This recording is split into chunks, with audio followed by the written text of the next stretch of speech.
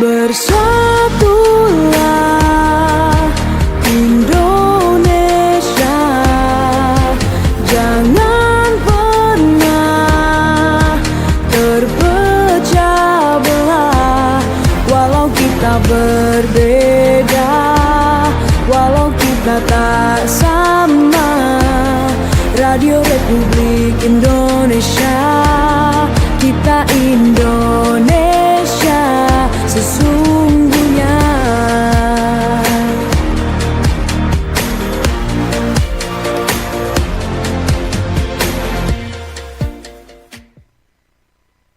Selamat pagi pendengar setiap program 1 RRI Manado. Salam jumpa, senang sekali bisa kembali lagi menyapa Anda di Manado pagi ini, lebih khususnya dalam dialog Forum Kawanua. Dan pendengar, kita masih dalam semarak Paskah ya, dan juga di hari ini lebih khususnya di 21 April 2025 ini kita bersama-sama memperingati akan Hari Kartini, Raden Ajeng Kartini, yang mana kita kenal secara luas, yang menjunjung tinggi hak perempuan ya, kesetaraan. Dan pendengar, saat ini saya perkenalkan para wanita-wanita hebat juga, para Kartini masa kini ya. Sudah ada di studio bersama dengan saya, ada Ibu Gifliani Kanayuan MTH sebagai akademisi ya. Juga ada Ibu Vivi George dari Suara Parangpuan Sulut, Sulawesi Utara. Nah, apa kabarnya dulu nih? Kita ke Ibu Vivi dulu. Apa kabarnya Bu Vivi? Baik, luar sehat, biasa. Ya, Iya. dan memang lagi merayakan Hari Raya Paskah ya untuk Nasrani. Iya. Jadi selamat ya. Iya, kemenangan ya untuk umat Nasrani dan juga untuk hari ini untuk perempuan. Hari Kartini. Kita ke Ibu Gifliani, lebih nyamannya disapa bagaimana nih Bu? Boleh disapa Nina saja. Wah, Nina, agak beda ya. Panggilan sehari-hari. Sehari-hari Ibu Nina. Iya. Bu Nina, apa kabarnya Bu Nina? Baik, puji Tuhan, sehat-sehat ya. Ah, puji Tuhan. Sebagai akademisi lebih tepatnya? Iya, pengajar di Pengajar. Lembaga Pendidikan di Institut Agama Kristen Negeri Manado. Oh, di IAKN. IAKN, iya. IAKN. Ya, luar biasa ya. Dan yang pada zaman dahulu wanita tidak boleh belajar ya, tapi pada zaman sekarang sudah boleh mengajar. Iya. Luar biasa, pada zaman era Kartini kan perempuan itu, saya sempat baca-baca sejarahnya tadi, perempuan tidak boleh keluar rumah, perempuan tidak boleh sekolah, tapi pada sekarang perempuan sudah bisa berperan, bahkan memberikan pengajaran untuk banyak orang. Apalagi di tingkat strata 1 berarti ya, Iya. Bu. Iya. Ada juga strata 2 Oh, dan ada strata juga. 3, iya. Dan Ibu mengajar juga di sana. Di strata 1. Strata 1. Wah, luar biasa sekali. Kita ke Ibu Vivi. Ini saya tertarik dengan Suara Parangpuan. Suara Parangpuan ini maksudnya apa nih? Biasa kan perempuan ya, ini Parangpuan Sulawesi Utara. Apa nih makna dari balik ini? Oke, baik, terima kasih. Jadi lahirnya Suara Parangpuan Sulawesi Utara itu NGO ya, non-government organization. Iya. Jadi sebuah LSM, lembaga swadaya masyarakat. Kami berdiri sudah hampir memasuki 27 tahun ya. Sudah lama Sejak ya. 8 Juni 98. Jadi waktu itu ada kerusuhan Mei ya, kita berusaha dengan teman-teman tidak terjadilah saat itu di Sulawesi Utara. Nah, berangkat dari komitmen teman-teman, kami tetap hadir sampai saat ini karena berbagai persoalan kekerasan terhadap perempuan dan anak itu yang jadi dominan. Jadi jangan sampai melebar. Nah, tapi ternyata ketika saya dan teman-teman berusaha berjuang sampai dengan saat ini, ya dulu masih kami yang dampingi kasus untuk datang di kepolisian. Karena banyak kasus-kasus perempuan enggan mau melapor. Iya. Karena merasa itu hal yang sebuah tabu, malu. tidak boleh orang luar tahu. Jadi kami mendampingi itu sampai di tingkat kepolisian, mediasi, kemudian waktu itu masih muda untuk harus dekat dengan jaksa, hakim, supaya nanti yang kita berharapkan ya dari sisi persoalan hukum itu ada keadilan di situ. Dan saya beruntung dari hari ke hari akhirnya kan bagus, pemerintah itu walaupun lalu pernah mulai dari kantor polisi sudah dipisah untuk misalnya BAP itu, jadi semua poluan-poluan. Kalau hanya dilekatkan lagi dari sisi patriarkat itu nanti dipersalahkan lagi. Kalau korban misalnya kekerasan seksual, akhirnya terbentuklah negara membentuk, dulu masih nama Biro Pemberdayaan Perempuan, ya sekarang kan jadi Badan Pemberdayaan Perempuan, ada lebih teknisnya, unitnya, UPTD PPA. Nah itu sangat terbantu dengan kerja-kerja kami. Dulu kami harus ada di kantor polisi karena mereka tidak mau datang sendiri, harus didampingi.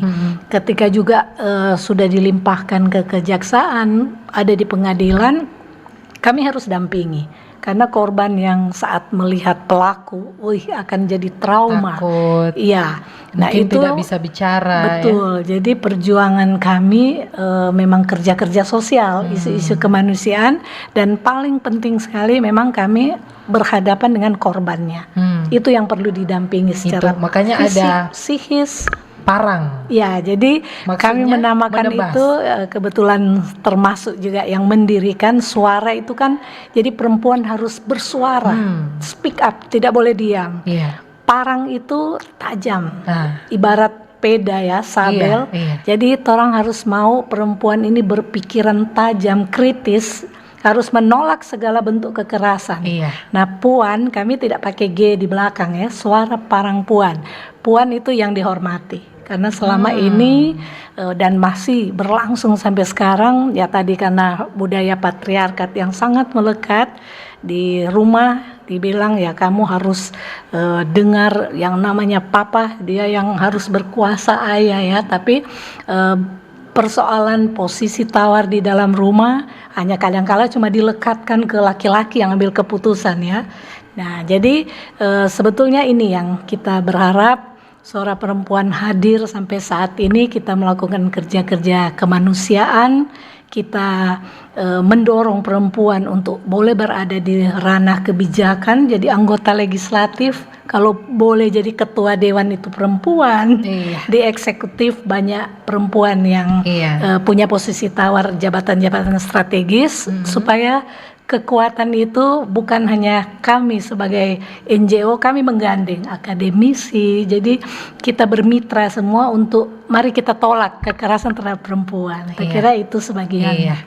Baiklah, pastinya sangat mengapresiasi ya akan kebaikannya selama ini menjunjung hak-hak perempuan. Baik, kita ke Bu Nina. Iya, Bu Nina, bagaimana nih tanggapannya atau meresapinya, maknanya apa dari Hari Kartini ini kalau tanggapan dari Bu Nina sendiri? Ya, kalau kita lihat dari sejarah ya, bagaimana Kartini memperjuangkan emansipasi. Jadi kalau dari kata emansipasi itu kita bisa memahami bagaimana mau membebaskan diri dari pengekangan, dari pembatasan yang dialami perempuan.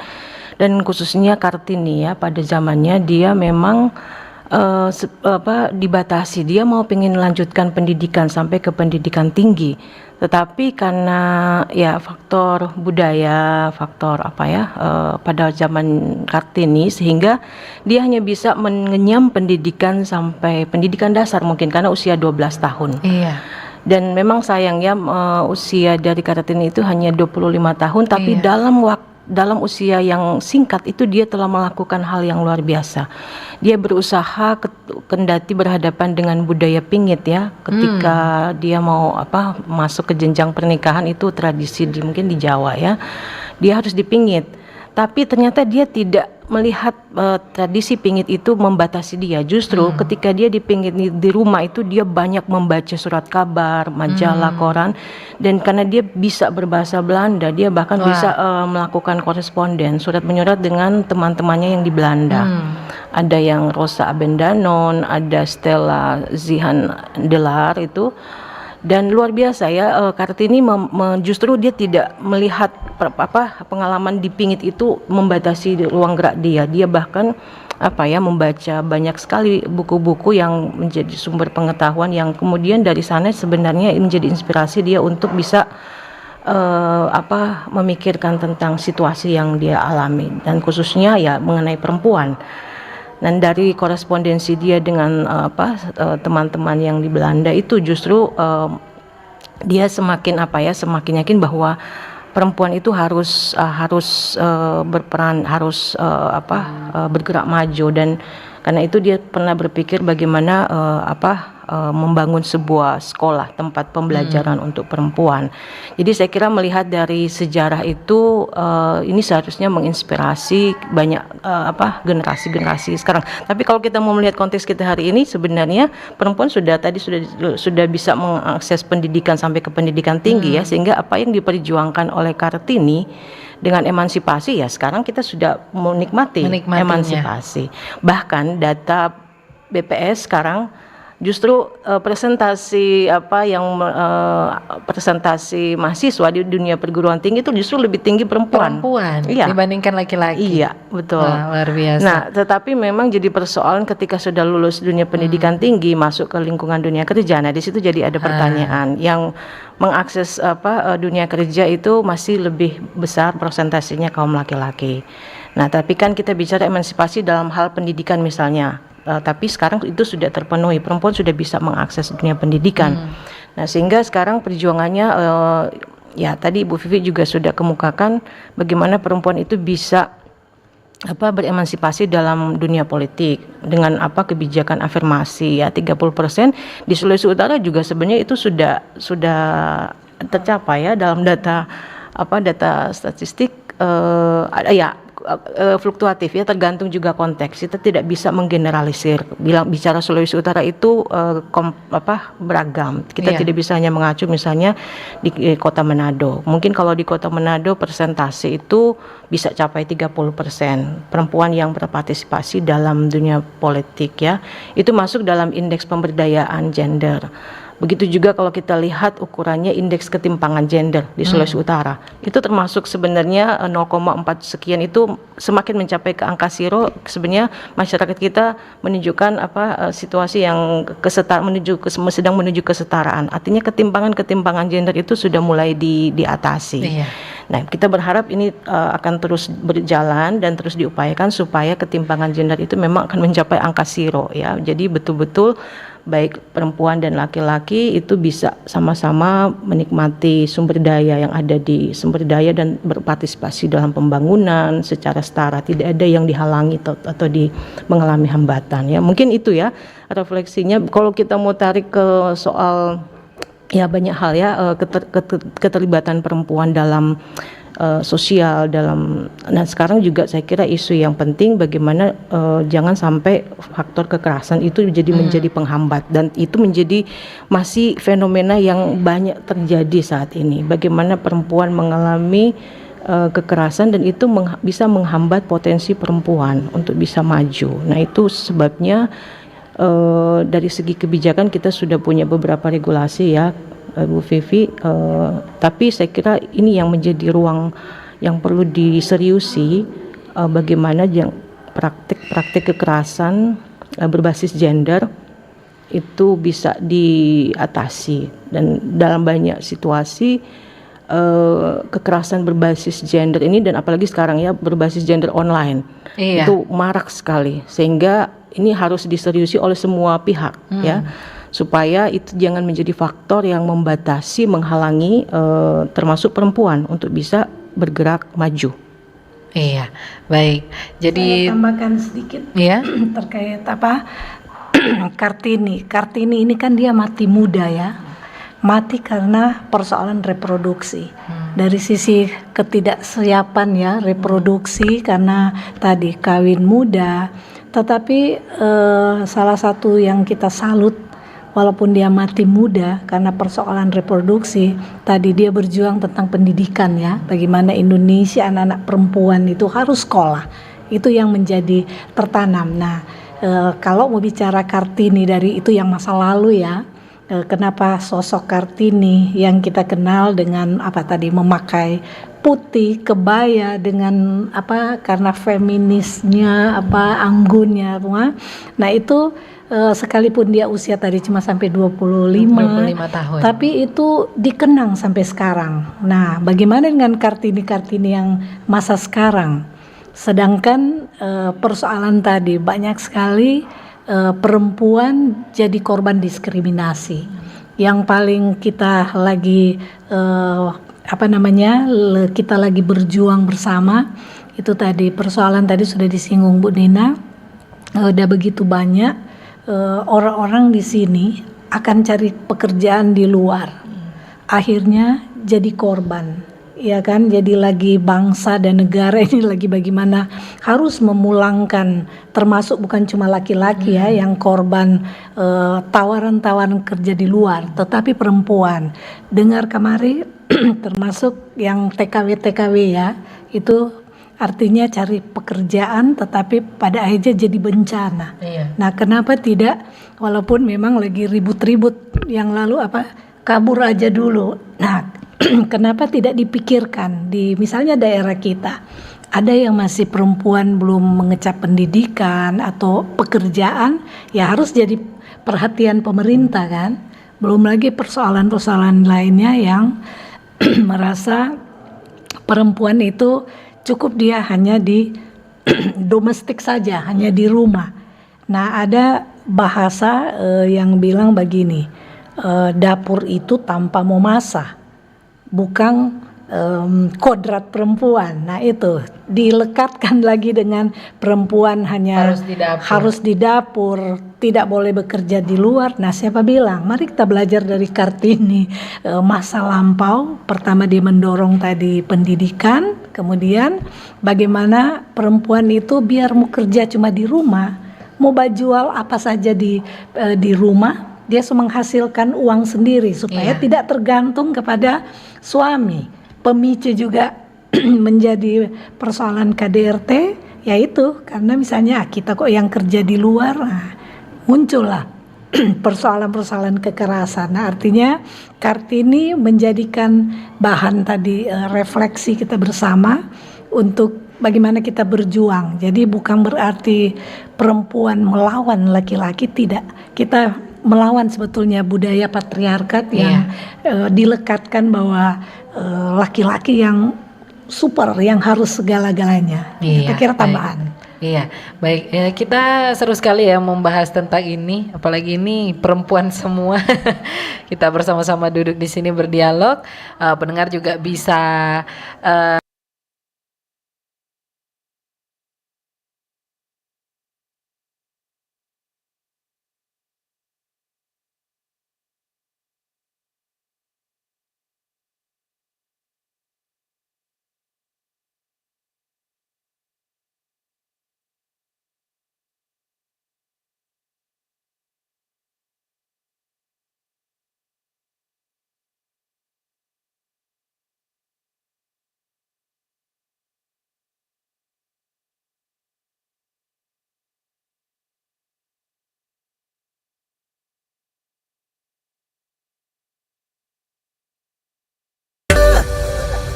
Halo RRI.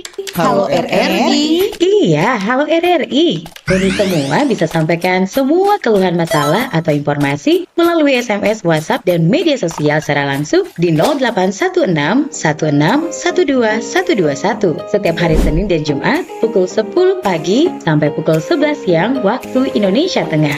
Suarakan masalah Anda dan temukan solusinya bersama Halo RRI. Halo RRI. RRI Digital. Nikmati kemudahan interaksi, partisipasi dan kolaborasi dengan RRI Digital. Interaksi, dengar dan saksikan siaran langsung kami, daftarkan akun kamu, dan mulailah berinteraksi di setiap program dan konten kami. Partisipasi, kreasikan konten kamu dengan berita, podcast, vlog, film, musik, dan playlist. Kolaborasi, kami mengajak berbagai komunitas untuk berkembang bersama melalui digital platform. RRI Digital sekarang menghadirkan terobosan baru, workspace platform dan online learning platform dengan fasilitas-fasilitas unggulan, monitor impact dan outcome, meeting online, video conference, dan library. RRI Digital menghadirkan fitur-fitur untuk peningkatan interaksi, partisipasi, kolaborasi, workspace, dan learning. Yuk segera download RRI Digital.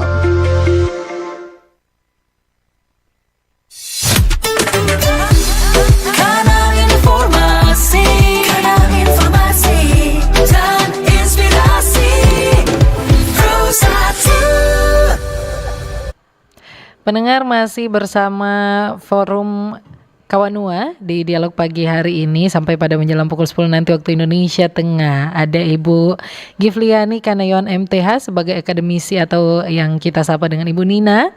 Ada juga Ibu Vivi George dari Suara Parangpuan Sulawesi Utara. Nah pendengar, Anda bisa bergabung ya di 082195835080. Silahkan apabila ada yang ingin bertanya atau memberikan kritik saran dengan bahasa yang baik bijaksana di 082195835080.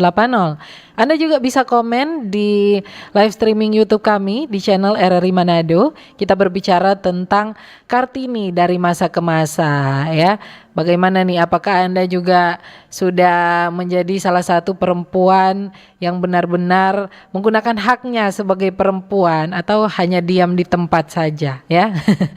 Baik, kita lanjut lagi membahas tentang mungkin masalah atau problem yang masih sampai sekarang sering sekali didengar, yaitu pelecehan seksual. Ya, yang mana pelecehan seksual ini kan sangat-sangat merugikan perempuan ya, dan bahkan bisa menghalangi perempuan di berbagai faktor, mungkin pekerjaan juga apabila sudah mengalami yang namanya pelecehan. Apalagi pandangan juga masyarakat kepada perempuan yang sudah mengalami pelecehan seksual. Nah bagaimana nih pendapat dari Ibu Nina atau Ibu Vivi ya tentang hal ini? Apakah ini menurunkannya dari haknya sebagai seorang perempuan atau bagaimana tanggapannya? Silakan. Baik, ya memang masalah kekerasan seksual hari ini menjadi isu yang masih fenomena terjadi sering terjadi di lingkungan, bahkan di lingkungan keluarga, tidak hanya di ruang publik tapi juga bahkan kalau dilihat ruang terjadinya itu bisa di ruang terdekat dan pelakunya bisa dari orang-orang di sekitar kita ya, orang-orang terdekat dari pihak korban. Nah yang perlu memang disikapi adalah karena kita bicara dari perspektif ini ya, Hari Kartini ini bagaimana emansipasi, sehingga ketika kita berhadapan dengan isu ini saya kira kita perlu melihat bagaimana pihak korban itu bisa berani bersuara, karena dalam banyak situasi itu sering pihak korban itu sulit untuk bisa bisa berdaya untuk bisa menyuarakan pengalamannya.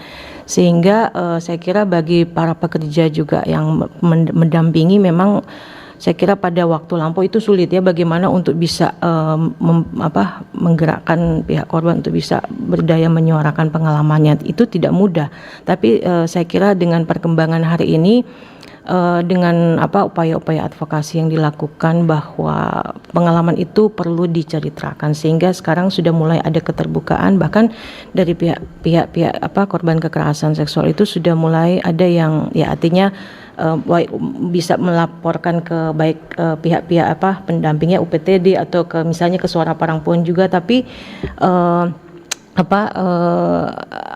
upaya untuk bersuara itu menjadi poin yang penting, karena kalau itu tidak dimulai dari pihak yang Korban. mengalami, pihak korban, dia tidak menceritakan apa Iya. yang terjadi, itu akan sulit. Iya. Nah, tapi kita juga bersyukur di Indonesia sudah ada regulasi yang mengatur, tetapi ya regulasi sekarang tantangannya bagaimana itu bisa ditegakkan ya, Iya. sehingga itu yang Baik. menjadi. Sebelum kita lanjut nih Bu, ini ada telepon ternyata. Oke. Sudah penasaran ini para pendengar ya. Kita langsung saja. Halo, selamat pagi. Halo, selamat pagi Forum Selamat Kawan pagi. Noah, Giovanna Lombogia, Iya, dengan Pak siapa di mana? Pak Benijo di Bolmut. Pak Benijo dari Bolmut. Silakan Pak Benijo pertanyaannya. Oke, kita ke apa ya? Ke suara perempuan dulu ya, Ibu siapa? Ibu yang Ibu narasumber Vivi. yang suara perempuan. Suara Parangpuan. Mm-mm. Iya. Iya. Kita langsung ke pertanyaan. Suara perempuannya kita ke pertanyaan ya. Untuk penanganan kasus ya pelecehan seksual anak di bawah umur mungkin ya. Ini kan selalu diadakan pendampingannya oleh ibu yang menjadi narasumber. Pertanyaannya, sudah berapa kasus ya yang sudah dilimpahkan dan telah dinyatakan P21 oleh kejaksaan? Maksudnya sudah berkasnya sudah lengkap. Nah, itu pertanyaan untuk suara perempuan. Terus untuk ini aktivis ya, pertanyaan untuk aktivis ya, untuk Akademisi. Ibu Nina ya tentunya. Akademisi ya, Pertanyaannya Pak. ini kan kalau berbicara aktivis mungkin termasuk pengajar ya di salah satu kampus mungkin. Masih standby ya. Kami berikan kesempatan sebelum dijawab ini. Baik, halo selamat pagi. Halo, selamat pagi. Selamat pagi, dengan siapa di mana? Dengan Pak Sartono di Kobos. Iya, silakan Pak Sartono.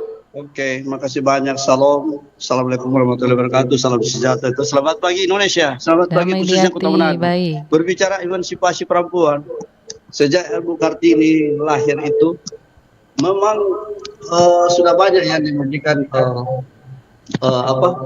masukan kepada perempuan memperjuangkan hak asasi wanita, perempuan.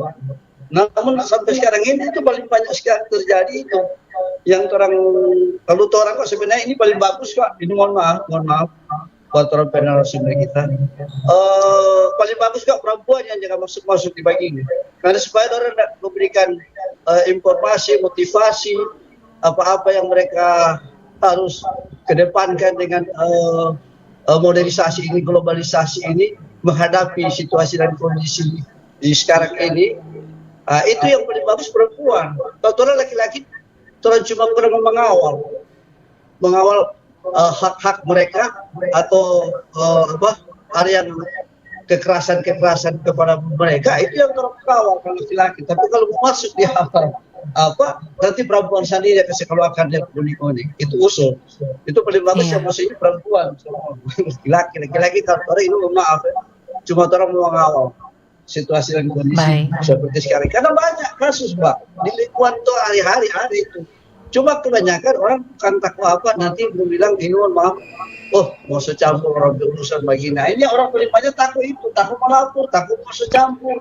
Padahal kalau kita sebagai tetangga, setelah orang ada kekerasan, masuk ke juga kekerasan rumah tangga. Ya, Pak Sartono. Iya, terima kasih. Nah, kalau begitu kita langsung saja mendengarkan jawaban dari pertanyaan-pertanyaan, bahkan tadi ada sedikit saran ya dari Pak Sartono. Silakan. Ya, saya duluan mungkin dan ditambahkan ya. Jadi kekerasan itu sebetulnya yang terjadi itu bisa dipilah ya, kalau sesuai aturan regulasi itu ada kekerasan fisik, psikis, dan penelantaran ekonomi. Fenomena yang terjadi sekarang yang paling tinggi di luar yang KDRT atau tidak membiayai hidup ya, penelantaran ekonomi, kekerasan seksual itu sangat-sangat tinggi terjadi di Indonesia, terutama di Sulawesi Utara. Tadi malam saja saya hampir 11:30 ada teman lawyer, dia menelpon menyampaikan ada lagi kasus kekerasan seksual. Dan itu sebetulnya pelakunya itu dekat dengan korban. Dari sisi korban, secara psikis dia pasti trauma apa semua. Nah, tadi ada pertanyaan dari dari Bolmut, kalau mau tanya pendampingan kami itu sudah hampir 26 tahun, sangat variatif. Jadi ketika kami mendampingi mulai dari kepolisian sampai di pengadilan, itu macam-macam sesuai ya, karena kekerasan seksual itu tinggi. Ada yang sampai putus 6 tahun. Yang kemarin kami dampingi. Jadi Suara Perempuan sendiri dengan adanya kemajuan dari tahun ke tahun, kami tidak bekerja sendiri.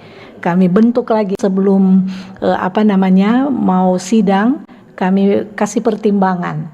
Sudah korban lagi kalau putusannya ringan, jadi variatif Pak. Jadi yang kami dampingi ada yang 6 tahun, ada yang 4 tahun. Nah, yang barusan juga kasus yang di daerah Minahasa Utara itu sebetulnya itu kasus kekerasan seksual tapi geng rape. Jadi itu geng rape dan baru satu pelaku itu diputus sampai sekitar 6 tahun lagi, walaupun memang belum ada keluarga belum bisa menerima, maunya kan ya maksimal lah 10-15 tahun.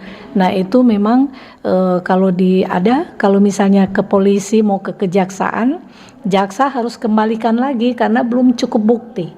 Tapi kan sekarang dengan undang-undang TPKS yang baru ini kan 2 bukti saja cukup ya. Jadi artinya bukti itu yang nanti akan memperkuat juga ya.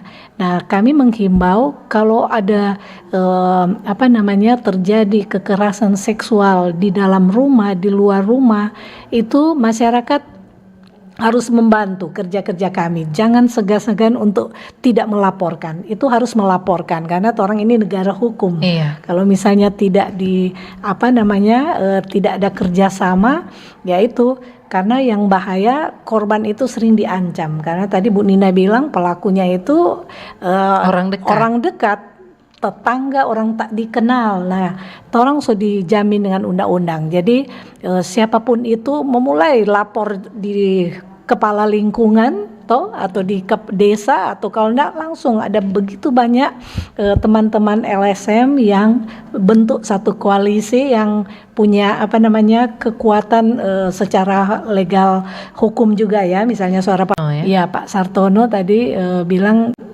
jangan cuma sampai kalau perempuan, tapi tak kira orang butuh juga gandengan semua laki-laki mau siapapun untuk kita kerja bareng untuk tolak kekerasan terhadap perempuan dan anak. Kita suka Sulawesi Utara ini karena setiap ini kita harus men-speak up di momen-momen tertentu. Hari Kartini, di 8 Maret Hari Perempuan Sedunia, ya kan? Jadi ada momen-momen yang harus kita manfaatkan untuk berjejaring. Paling tidak kita meminimalisir supaya tidak ada lagi kekerasan terhadap perempuan dan anak. Ada tambahan dari Bu Nina. Silakan Bu Nina. Iya, tadi pertanyaan terkait bagaimana kalau di lingkungan kampus ya. Jadi saya mau menyampaikan bahwa sudah ada peraturan Menteri Pendidikan Tinggi dan Kebudayaan Permendikbuddikti nomor 30 tahun 2021. Itu mendahului dikeluarkannya Undang-Undang Tindak Pidana Kekerasan Seksual pada tahun 2022.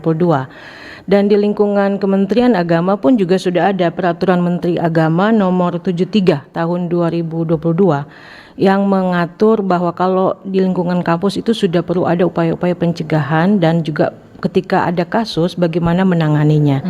Nah, kalau mandat Permendikbuddikti itu setiap kampus itu sudah wajib punya satuan tugas pencegahan dan penanganan kekerasan seksual. Kalau berdasarkan mandat peraturan Menteri Agama itu juga ada ya, tapi memang tidak disebut Satgas. Kalau di lingkungan kampus IAKN itu disebut unit layanan terpadu. Nah, jadi unit layanan terpadu ini atau Satgas ini yang akan bertugas ketika ada laporan masuk dari sivitas kampus, ketika ada yang menjadi korban kekerasan itu bisa dilaporkan ke Satgas maupun ke unit layanan terpadu, lalu itu melalui mekanisme yang sudah ada ya di Satgas dan unit layanan itu bagaimana itu akan direspons dan ditindak. Jadi kalau pelakunya akan dinilai apakah ini termasuk kategori ringan, sedang, berat, lalu bagaimana sanksi. Untuk korban juga perlu ada asesmen secara khusus, apakah dia perlu nanti dirujuk kalau perlu layanan kesehatan atau bahkan sampai ke layanan hukum ya, pendampingan hukum. Nah, itu bagian dari ruang lingkup kerja Satgas dan juga unit layanan terpadu, sehingga saya kira bahkan kampus juga sekarang sudah ikut untuk terus melakukan sosialisasi kepada warga kampus supaya itu bisa diminimalisir. Jangan sampai lingkungan kampus yang seharusnya memberikan contoh, tapi kenapa justru lingkungan kampus itu ada terjadi situasi, sehingga dengan regulasi ini diharapkan bisa dicegah, terminimalisir. Jadi saya kira itu ya pertanyaan tadi, dan saya kira untuk yang kedua itu memang lingkungan itu penting, karena itu bagaimana menciptakan lingkungan yang memang peduli terhadap isu ini penting. Jadi ketika kita mendengar, kita jangan hanya diam, tapi bagaimana kita mau, pertama-tama tentu kita harus merespons kepada korban ya. Iya. Jadi bagaimana melakukan pendampingan, bagaimana memberikan rasa aman terhadap korban supaya pihak korban ini bisa keluar dari rasa tadi kalau sudah sampai pengalaman traumatis yang dialami, apalagi kalau ada dampak fisik. Nah, itu memang perlu segera direspons dengan cepat. Dan saya kira juga sudah ada kanal-kanal selain dari beberapa layanan-layanan pendampingan korban yang termasuk suara perempuan ya. Ada namanya di UPTD juga ya Ibu Vivi ya, ada juga melalui layanan telepon. Saya kira sebenarnya tapi mungkin perlu disosialisasi secara berkelanjutan. Jika ada kasus, laporan mau lapor kemana. Jadi itu harus terus-menerus disampaikan ke publik. Begitu. Iya, baik. Jadi itu menanggapi ya bagaimana pertanyaan dari kedua pendengar. Semoga menanggapi dengan baik, dan kita lanjut dulu ke pertanyaan-pertanyaan di WhatsApp. Ini ada beberapa pertanyaan sudah terkumpul ya, kita baca dulu yang pertama. Ibu Narsum beri pendapat bagaimana cara menghadapi tantangan bagi anak muda sekarang ini yang mulai melupakan perjuangan dari Kartini, bahkan gaya hidup hedon yang sekarang biasanya menjadi gaya hidup anak muda. Dari Liza di kampus. Ada juga dari Ibu Alia di Pineleng, menyikapi maraknya kasus pelecehan pada kaum perempuan. Adakah tips bagi kami orang tua untuk meminimalisir terjadinya pelecehan bagi putri-putri kami yang beranjak remaja? Iya, terima kasih. Baik, itu dia ya. Nah, itu mungkin kalau pelecehan kan ada yang paksaan, tapi ada mungkin karena bujuk rayu. Nah, bagaimana nih menanggapi kedua pertanyaan ini? Silakan. Mungkin dari Ibu Nina dulu. Ya, untuk pertanyaan pertama, kaum generasi muda sudah mulai melupakan perjuangan Kartini ya. Ini memang perlu terus-menerus disuarakan ya. Apa sebenarnya perjuangan Kartini itu emansipasi. Nah, dalam konteks hari ini yang memang mungkin masyarakat yang semakin sekuler ya, gaya hidup yang tadi dibahasakan, generasi muda semakin terjebak pada gaya hidup hedon. Nah, ini menarik kalau sudah ada analisis seperti ini, lalu perlu dipikirkan jadi bagaimana, apakah gaya hidup hedon dan semakin sekularistik ini harus menjadi pilihan. Ternyata bahwa itu menjerumuskan kita anak muda itu pada gaya hidup yang ya mungkin justru merusak diri sendiri ya.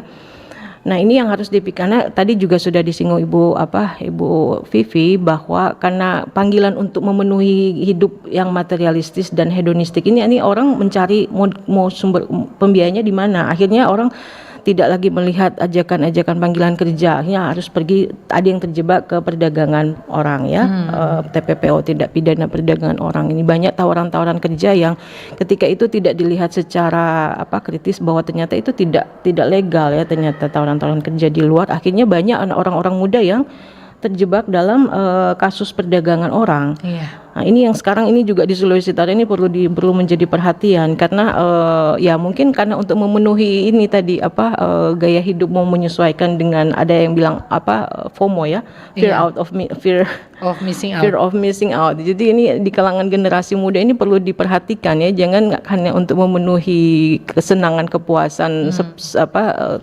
sesaat lalu menempuh cara-cara bekerja yang tidak di ruang yang sah gitu. Akhirnya rugi sendiri. Nah, ini perlu saya kira banyak pihak harus ikut menyuarakan. Memang mendampingi juga anak-anak muda ini, generasi milenial ini untuk bagaimana mereka menyikapi situasi ini. Jadi mereka tidak dibiarkan juga. Mereka perlu ada yang mendampingi baik dari institusi baik pendidikan, dunia pendidikan atau dari lingkungan masyarakat atau bahkan komunitas beriman juga ya perlu terus berupaya untuk mendampingi generasi muda ini.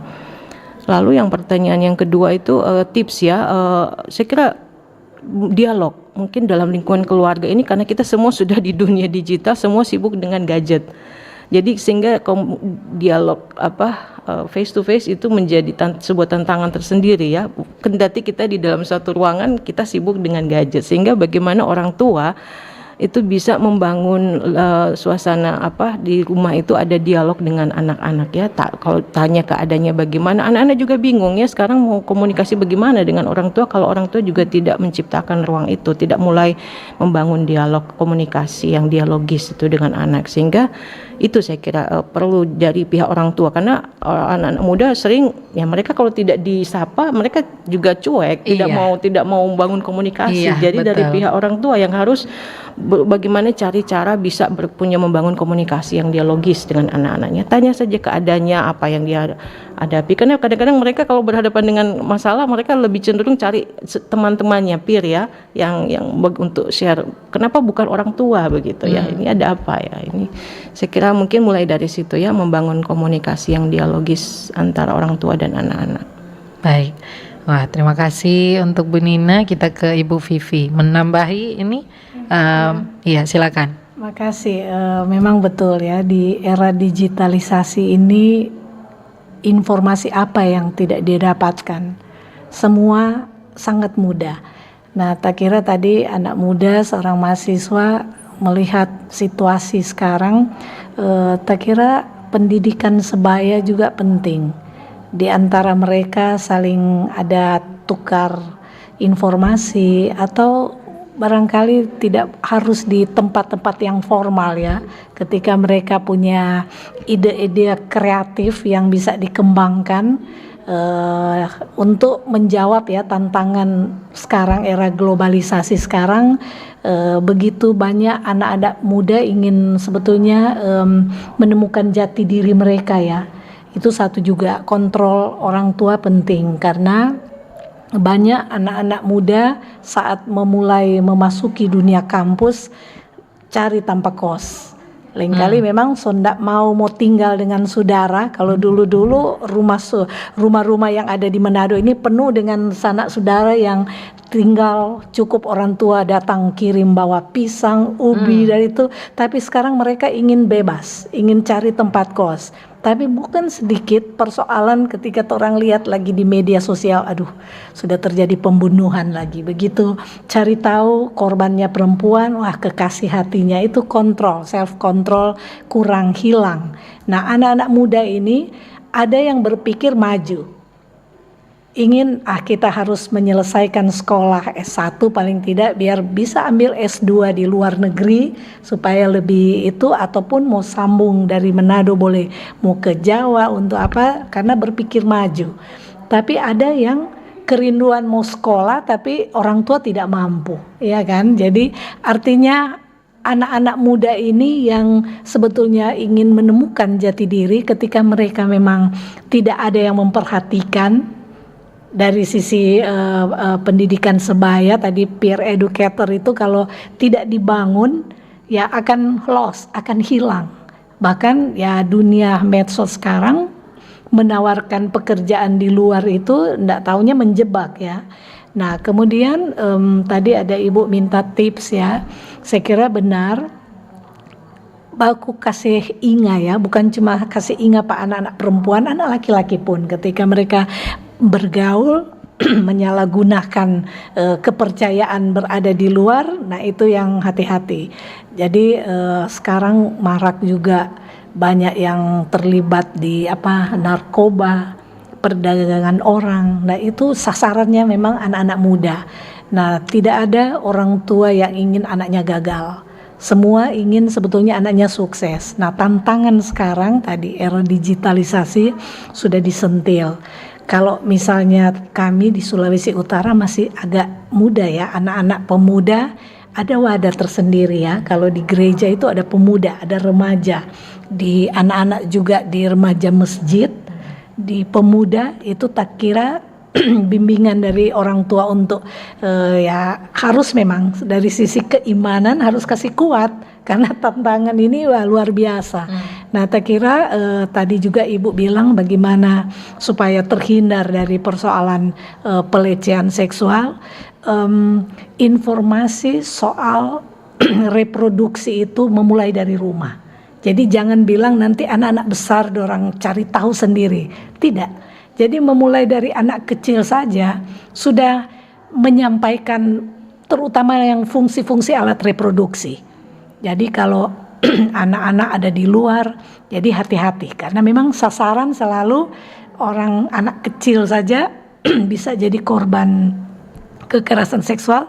Tapi kalau sudah ditanamkan ya mengenal alat reproduksi, jadi jangan itu menganggap itu sebuah tabu ya. Tadi belajar dari Kartini, dia mati muda, mati karena alat reproduksi. Nah ketika anak-anak zaman now, itu dia harus diajarkan dari awal. Nggak usah malu. Kadang kan orang malu mau sebut yang soal vagina atau penis. Itu nggak apa-apa, kasih tahu, belajar dari anak-anak supaya ketika mereka mulai masuk remaja tidak akan pulang ke rumah karena so banyak teman di luar. Tapi kalau orang tua juga so tanamkan soal informasi alat-alat reproduksi, mereka akan jaga, ya kan. Jadi tinggal bagaimana memang sosialisasi penting, tidak perlu harus putus-putus informasi disampaikan ke dunia luar sana bahwa ketika anak perempuan harus memang tetap diawasi, juga laki-laki. Memang agak sedikit miris kalau anak perempuan belum pulang, anak orang tua ini so cari nih dia, so di mana laki-laki mau pulang pagi enggak pernah dicari. Nah ada itu betul double standar. Jadi karena apa, kejahatan kita lihat kriminal masih sangat tinggi ya di Sulawesi Utara, dan ini masih ada perempuan boleh kena panawair, anak laki-laki. Jadi lagi memang urgent. Tak kira waspada itu, orang tua mengingatkan itu tidak salah lagi. Ya. Iya, baik, terima kasih. Dan pendengar, kita masih akan melanjutkan untuk sesi terakhir sebentar, tapi kita dengarkan dulu yang berikut ini. Kanal informasi dan inspirasi Pro 1. Selamat datang di era digital baru. RRI News kini hadir di genggaman Anda dengan aplikasi mobile terbaru. Temukan berita online terkini, cepat, dan terpercaya langsung dari perangkat Anda dengan fitur pembaruan berita real time dari aplikasi mobile RRI News. Anda tak akan pernah ketinggalan informasi. Nikmati kemudahan akses berita nasional dan internasional, berita terpopuler, dan video berita terbaru kapan saja dan di mana saja. Dilengkapi dengan teknologi terkini, aplikasi mobile RRI News memberikan pengalaman membaca yang lebih baik. Dapatkan notifikasi berita penting langsung di layar ponsel Anda. Jelajahi kategori berita yang Anda minati, mulai dari politik, ekonomi, budaya, hingga olahraga. Anda juga bisa berbagi berita penting kepada teman dan keluarga melalui media sosial dan aplikasi pesan, menjaga Anda tetap terhubung dengan dunia di sekitar Anda. Memiliki jaringan lebih dari 80 microsite tersebar dari Sabang sampai Merauke, serta memiliki tren pembaca yang semakin meningkat. RRI News menghadirkan liputan berita terlengkap dan terkini dari seluruh Indonesia. Unduh sekarang di Google Play dan App Store aplikasi mobile RRI News, membawa dunia ke dalam genggaman Anda. Aplikasi mobile RRI News, berita terkini dan terpercaya dalam genggaman Anda.